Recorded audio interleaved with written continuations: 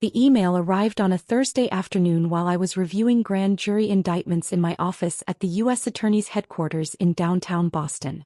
Sarah, your sister Melissa is co-chairing the Children's Hospital Gala on Saturday with Amanda Richardson, Congressman Richardson's wife. This is a critical networking event for Melissa's interior design business. Elite clients will be there. You are not to attend. Your presence would be embarrassing given your situation. Melissa has worked too hard to have you ruin this for her. Mother. My situation. That's what Mom called it when I'd left my job at Morrison & Price, one of Boston's most prestigious corporate law firms, 3 years ago. I'd been on the partner track. Corner office in sight. $320,000 annual salary. I'd walked away to become an assistant U.S. attorney, making $147,000 a year to prosecute federal crimes. You're throwing away your career, Mom had said. For what? To play hero. To do work that matters, I'd replied. She'd hung up on me. My younger sister Melissa had been thrilled. With me out of the successful spotlight, she could finally shine. She'd built a boutique interior design firm, catering to Boston's elite. She networked at charity galas, joined the right clubs, married the right man, Connor Walsh, a hedge fund manager. They lived in Beacon Hill. They vacationed in the Hamptons. They were exactly what our family wanted. I lived in a modest condo in Cambridge. I worked 70-hour weeks prosecuting organized crime, corruption, and financial fraud. I had a security detail because I'd received death threats from 3 different criminal organizations. But Mom called it throwing my life away. I deleted her email and returned to the RICO case on my desk. We were 3 weeks from trial against a Boston crime family. The evidence was solid.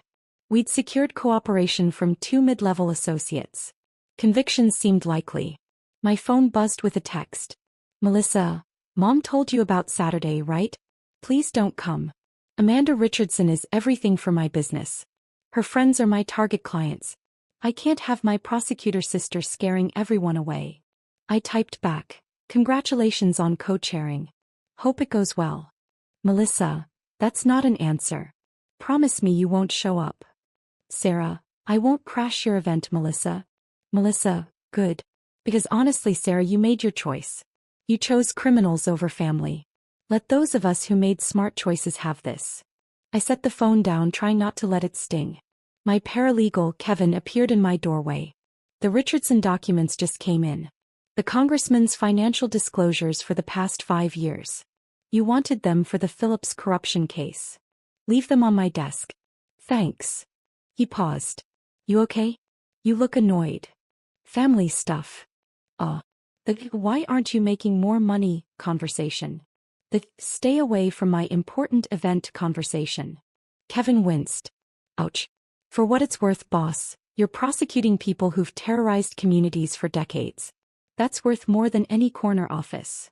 After he left, I picked up my phone and scrolled through my contacts to Amanda Richardson. Amanda and I had been roommates at Harvard Law. We'd studied together, survived 1L together, supported each other through the brutal competition. After graduation, she'd clerked for a federal judge, then married James Richardson, now a U.S. Congressman representing Massachusetts's 5th District. We'd stayed close. Coffee every few months. Text checking in. He knew about my work. I knew about her advocacy for children's health care, her foundation work, her role as a congressional spouse. But my family didn't know we were friends. They'd never asked about law school. Never asked about my life in those 3 years. They'd been too busy being disappointed I'd chosen Harvard over Yale, where Dad's college roommate was on the board. I pulled up Amanda's last text from 2 weeks ago. Amanda, lunch soon? I miss you. Also, random question. Are you related to Melissa Chin? She's co-chairing the hospital gala with me. I'd responded, yes. My younger sister. How's that going? Amanda, she's enthusiastic. Talks a lot about connections and networking opportunities. Very different energy from you. Sarah, we're very different. Amanda, I'll say. Listen, you should come to the gala. I'd love to catch up, and it's for a good cause. Sarah, I'll think about it. Now, staring at Mom's email and Melissa's text, I made a decision. I texted Amanda. Is the invitation still open for Saturday? Amanda, absolutely. I'll add you to the VIP list. Sarah, I'm so glad you're coming. Sarah, one question, does my family know we're friends? Amanda, your sister? No, I don't think so. She's never mentioned you except to say you work in law enforcement. Why? Sarah, long story. See you Saturday. Growing up, I'd been the golden child until I wasn't. Valedictorian. Harvard Law. Federal clerkship with Judge Patricia Morrison of the First Circuit Court of Appeals, one of the most respected judges in the country. Then I'd made my mistake. Instead of joining Morrison and Price, where Dad had arranged the interviews, I'd accepted a position with the U.S. Attorney's Office. You're turning down $320,000 to make $90,000? Mom had asked, horrified. For what? To prosecute the people who hurt communities. To use my education to protect people who can't protect themselves. That's naive, Sarah. You're naive. Melissa, 23 and fresh out of design school, had smiled. Finally, she wasn't in my shadow. Over the next 3 years, I'd built a reputation. I'd successfully prosecuted a state senator for corruption. I'd taken down a human trafficking ring. I'd secured convictions against organized crime figures who'd operated with impunity for decades. Last year, at 32, I'd been promoted to Senior Assistant U.S. Attorney. The U.S. Attorney himself had recommended me for a federal judgeship when the next vacancy opened. But my family only knew I'd left the good job. They didn't know about the commendations. The cases that made the New York Times. The fact that defense attorneys who'd once been my peers now called me one of the best prosecutors in New England. They'd never asked. Amanda Richardson knew. She texted me after every major case. Saw the news. You're incredible. When I'd received a death threat serious enough to warrant FBI protection, she called immediately. Are you safe? What do you need? That's what real friends did. Friday evening my phone rang.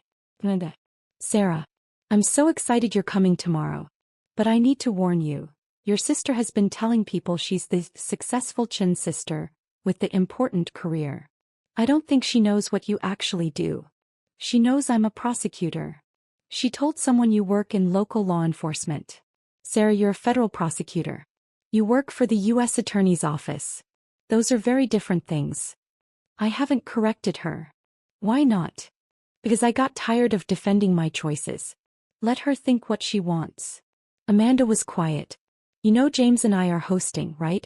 If your family treats you poorly tomorrow, I won't tolerate it. You're my friend. You're also one of the most accomplished lawyers I know. Amanda. I mean it. You clerked for Judge Morrison. You've prosecuted cases that changed policy. The Attorney General mentioned you in a speech last month as an example of excellence in public service. I'm not going to let your family diminish that. After we hung up, I sat in my quiet apartment, wondering if attending was a mistake. My boss, U.S. Attorney Richard Chin, no relation, had a different perspective when I'd mentioned the gala during our weekly briefing. You should go, he'd said. Amanda Richardson is an important advocate for issues we care about. Her husband sits on the House Judiciary Committee. These relationships matter. My family will be there. The family that doesn't speak to you because you chose public service? That's the one. He'd smiled grimly. Then they should see what you've become. Not to prove anything to them but to remind yourself. You're a damn fine prosecutor, Sarah. Don't let anyone make you forget that. Saturday arrived. The gala was at the Four Seasons, black tie, $1,000 per plate. I wore a navy gown I'd bought for legal conferences and arrived at 7:15 p.m. The ballroom glittered with Boston's elite. I recognized faces from the news. Philanthropists, business leaders, old money families. At the entrance, Melissa stood with Amanda, greeting guests. Melissa looked stunning in an emerald dress, her blonde hair perfectly styled. She was mid-conversation with an older couple, gesturing animatedly about timeless design principles. Amanda saw me first. Her face lit up. Sarah. She crossed the entrance hall and pulled me into a hug. You look beautiful. I'm so glad you're here. Melissa's head whipped around. Her smile froze. Sarah? What are you doing here? Amanda invited me, I said simply. Know each other? Amanda laughed. Know each other? Sarah was my roommate at Harvard Law. We've been friends for over a decade. Melissa's face went pale. Your roommate. Best friends, actually, Amanda continued warmly. Sarah, come meet everyone. You know Congressman Richardson, of course. James Richardson, tall and distinguished in his tuxedo, shook my hand. Miss Chin. Amanda talks about you constantly. It's wonderful to finally meet in person. The pleasure's mine, Congressman. Please call me James.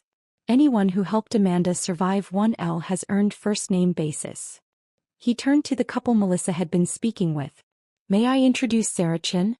She's a senior assistant U.S. attorney, one of the finest prosecutors in Massachusetts.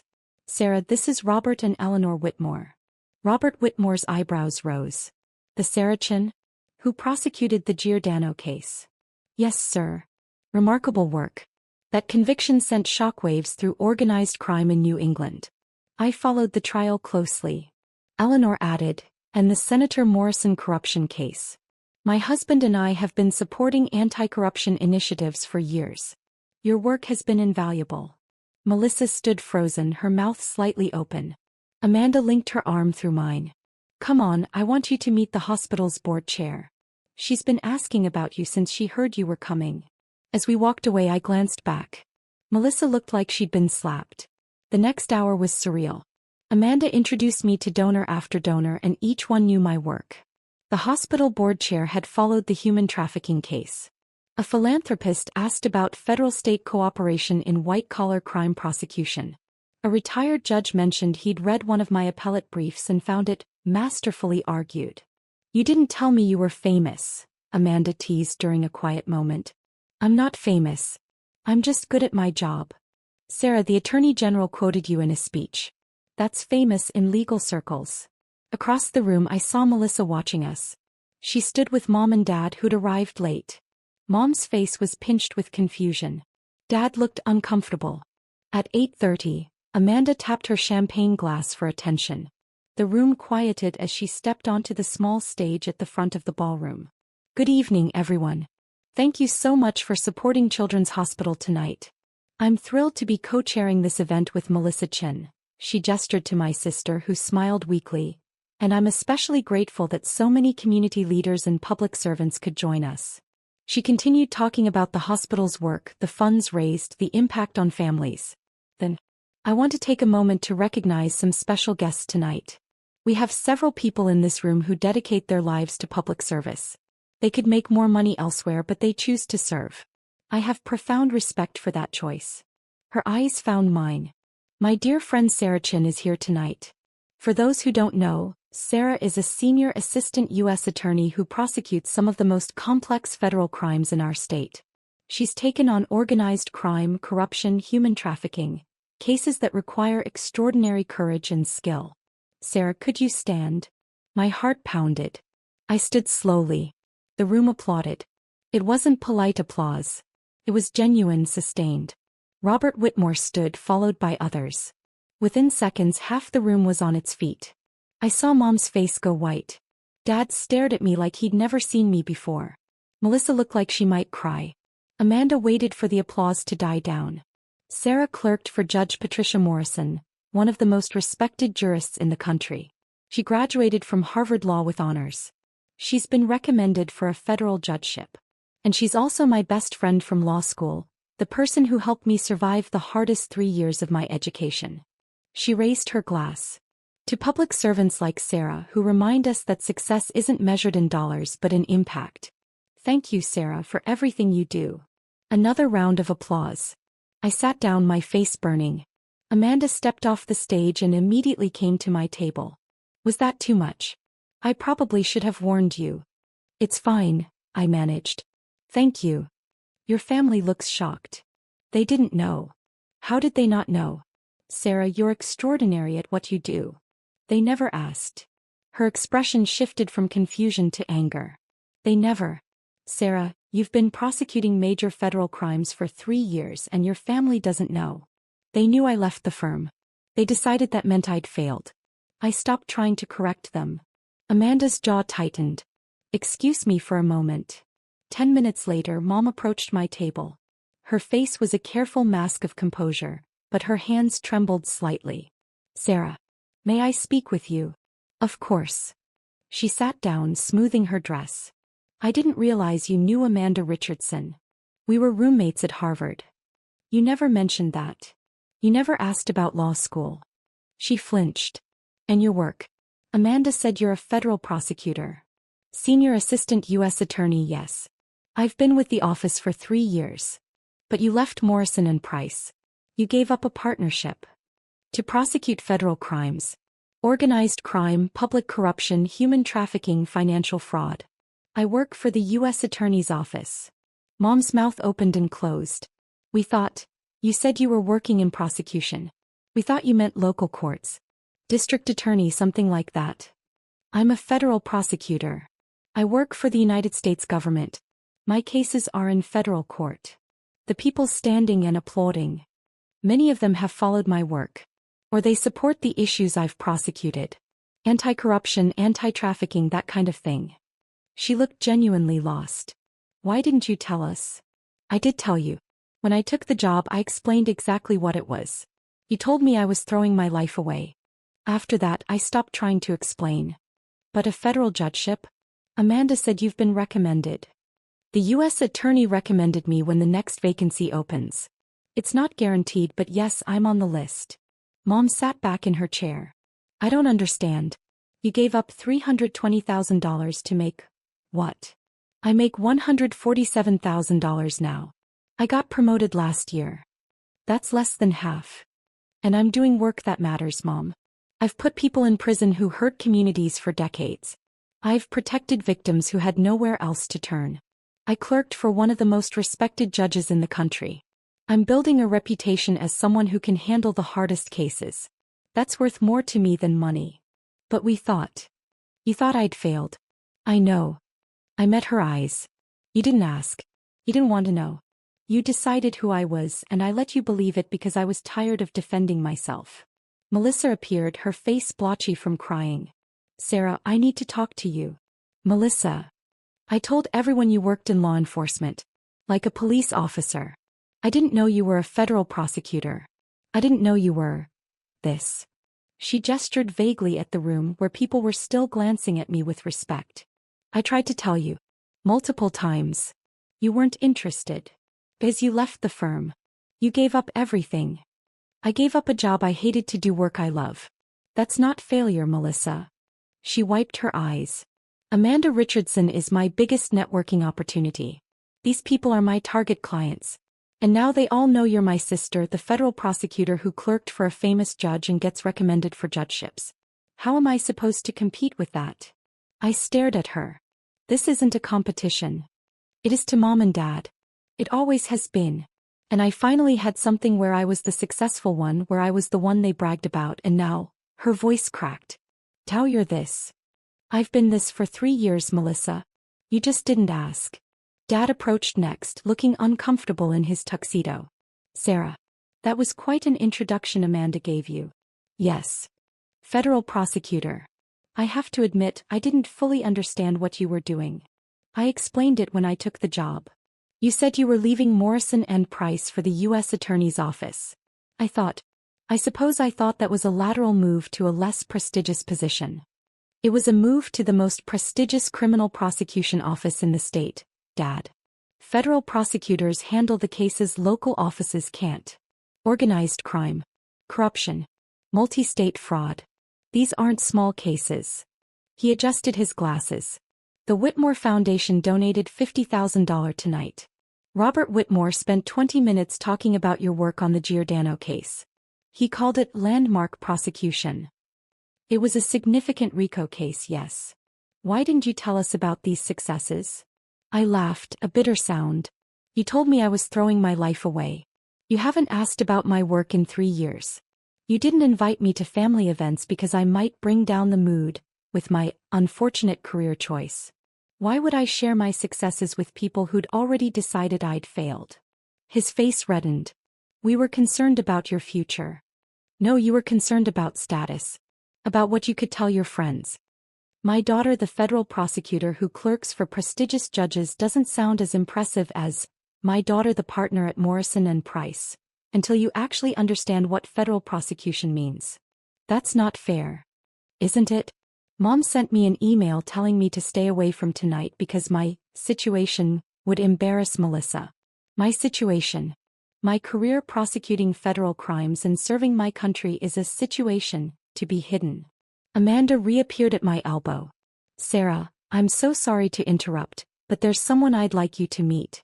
Judge Morrison is here. She came as a surprise guest. My heart stopped. Judge Patricia Morrison? Yes. She heard you were attending and wanted to say hello. She's at the VIP table. I excused myself from my father and followed Amanda across the ballroom. At a corner table sat Judge Patricia Morrison, elegant in her 70s, wearing a deep purple gown. She stood when she saw me. Sarah Chin. How wonderful to see you. Judge Morrison. This is an honor.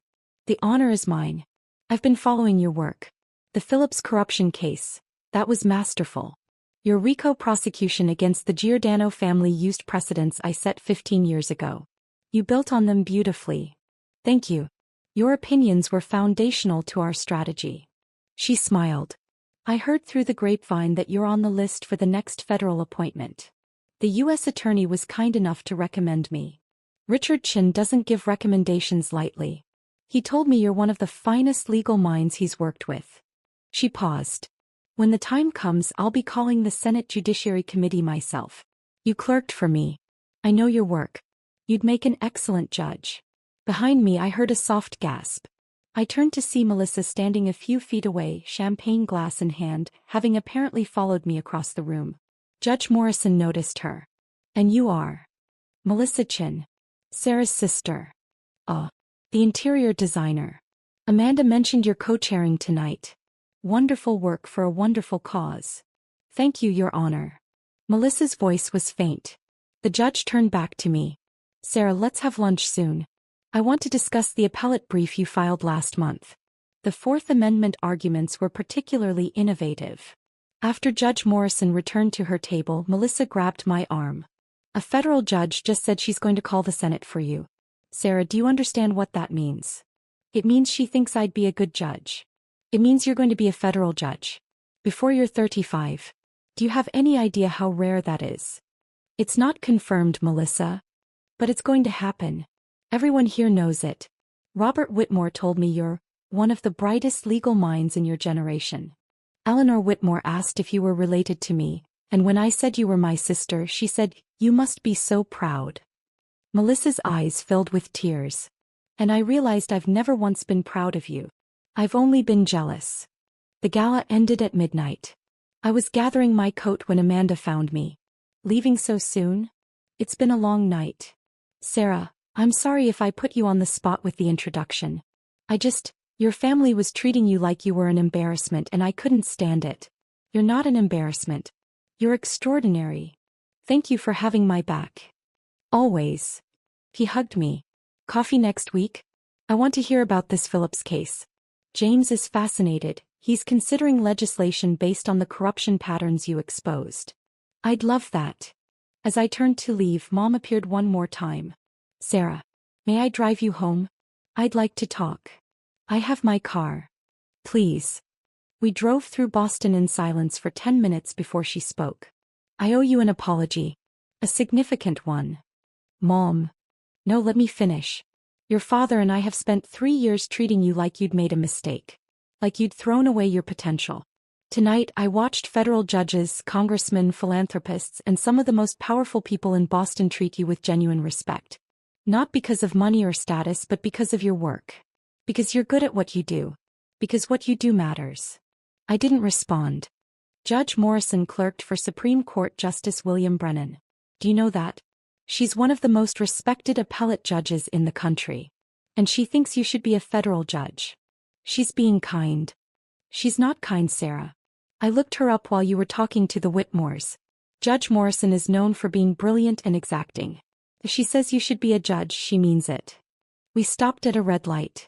Mom's hands gripped the steering wheel. I've been so focused on traditional markers of success. Corner offices. Salaries. Partnership tracks. I didn't see what you were building. You've accomplished more by 32 than most lawyers do in entire careers. And I've been treating you like a disappointment. You have, I agreed quietly. I'm sorry.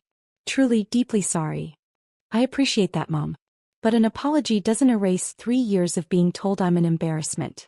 Of being excluded from family events. Of being told I threw my life away. I know. And I don't expect you to forgive me immediately. But I want to do better. I want to understand what you do. I want to be proud of you the way I should have been all along. He pulled up to my building. Before I got out, she said, Judge Morrison mentioned an appellate brief you filed. Would you be willing to explain it to me sometime? I'd like to understand your work. I looked at her. Really looked at her. She seemed smaller somehow. Older. Maybe, I said. But Mom, if you're going to be part of my life, you need to accept that I chose this career because it's what I want. Not because I failed at something else. Not because I'm settling. Because prosecuting federal crimes is what I'm meant to do. I understand. Do you?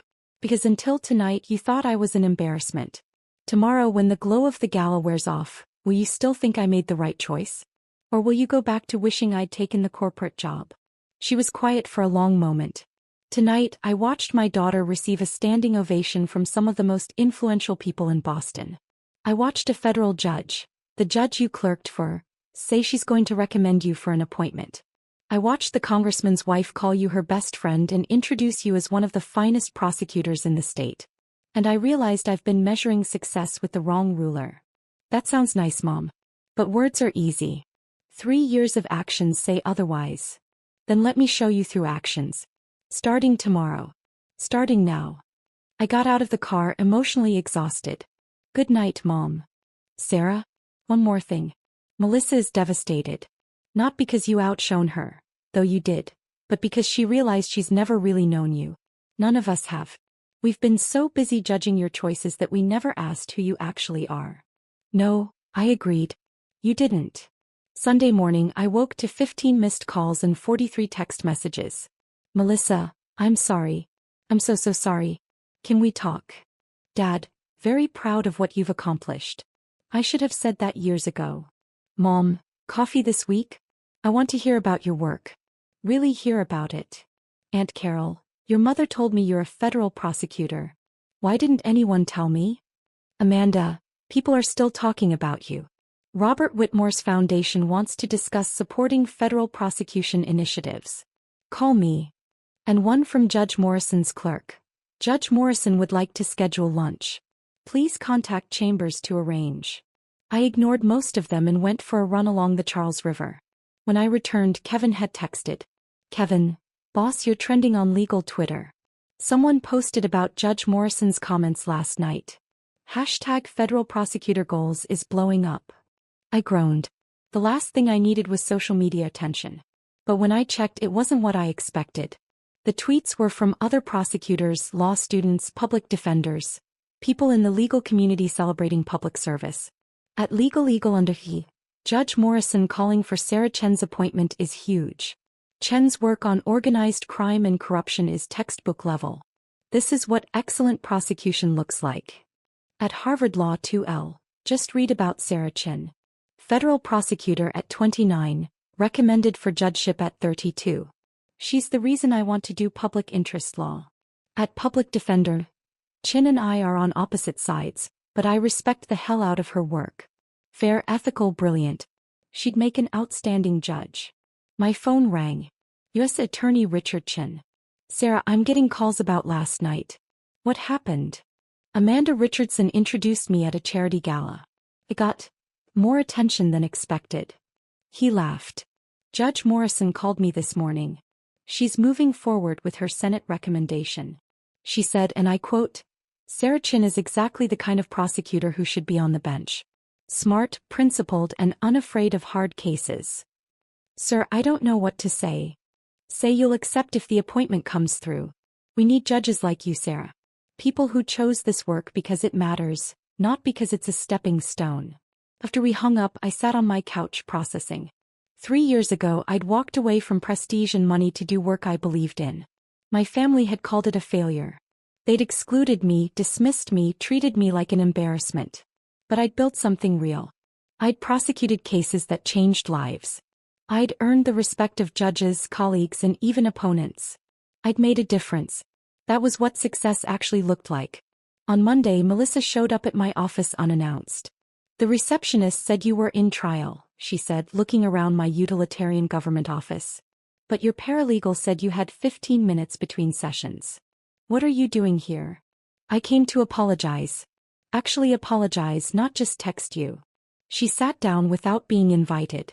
Sarah, I've spent 3 years thinking I'd finally escaped your shadow. That I was the successful one, the one mom and dad were proud of. And then Saturday happened and I realized I've never been in your shadow. I've been living in complete ignorance of who you actually are. Melissa. No, let me finish. You prosecute organized crime. You put mobsters in prison. You've had death threats serious enough for FBI protection. I saw the security detail outside this building, Sarah. You're doing actual, dangerous, important work. And I've been calling you a failure because you don't make as much money as I wanted you to make. You were focused on different measures of success. I was focused on the wrong measures. Completely wrong. She wiped her eyes. Judge Morrison sat next to me at dinner after you left. He told me about your work. About a human trafficking case where you saved 17 women. About a corruption case that changed state policy. About how you could have stayed at Morrison and Price and made millions, but you chose to serve instead. She said that. She said you're one of the finest examples of what a law degree should be used for. And she asked me if I understood how rare it is to have a sibling who's genuinely changing the world. Melissa's voice broke. I said I didn't. Because I've been too busy being jealous to notice. I didn't know what to say. Can we start over? She asked. Can I actually get to know my sister? The real one, not the failure I invented in my head. Maybe, I said carefully. But Melissa, I'm not going to defend my career anymore. I'm not going to apologize for choosing public service. If you're going to be part of my life, you need to accept that this is what I do. I do accept it. Finally, I actually do. Over the next 3 months, things shifted slowly. Mom started asking about my cases. She couldn't know details, confidentiality rules. But she asked about the work, the challenges, what it meant to prosecute federal crimes. She attended a public lecture I gave at Harvard Law about corruption prosecution. Dad sent me an article about federal judicial appointments with a note. Proud of you. Should have said this years ago. Melissa invited me to coffee weekly. She asked about law school, about my friendship with Amanda, about the career path I'd chosen. She stopped comparing us. Judge Morrison and I had lunch monthly.